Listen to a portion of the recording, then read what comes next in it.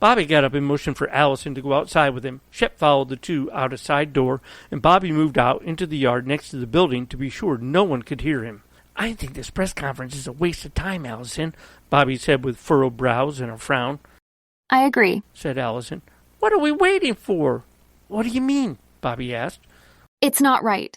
We started this investigation, and now we have to stop," Allison said. Shep barked as if he agreed. Johnny kicked the dirt below his feet. He knew Allison was right, but he didn't want to admit it. Unfortunately, on mysteries like this, time was of the essence. Bobby looked at her, and with new enthusiasm he said, "All right, let's go." Shep barked again, as if in agreement. "Where to?" Allison asked. "Coach Walensky's house. There has to be some clues there. I'm sure of it." They grabbed their bikes and started down the street. They went through the town square on the sidewalks. You really weren't supposed to ride bikes through there, but nobody was around because of the news conference. The fountain was in the middle, and it was put there in 1962. It was a controversial piece when it was first erected because it had a Roman theme, and the beautiful woman who stood in the center of the fountain had a plume of water which came out right behind her head, but she was half naked.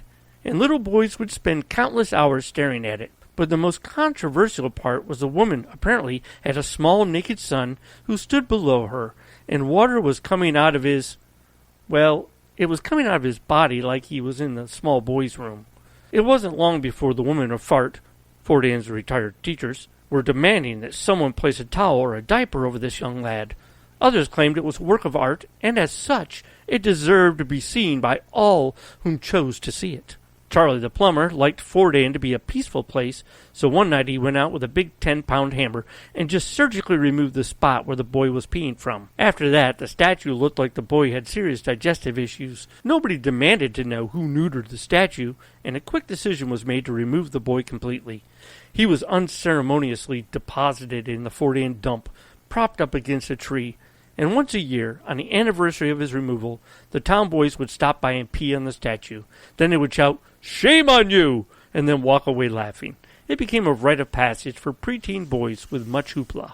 But tonight, Bobby and Allison had no time to reflect on this history as their bikes rocketed through the leaf-covered sidewalks of Fort Ann. Back at the diner, not a lot was said, and there were more questions than answers.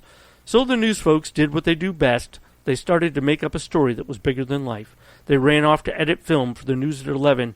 The race was on. Murder in Fort Ann. If it bleeds, it leads. It was their job to make it bleed real good.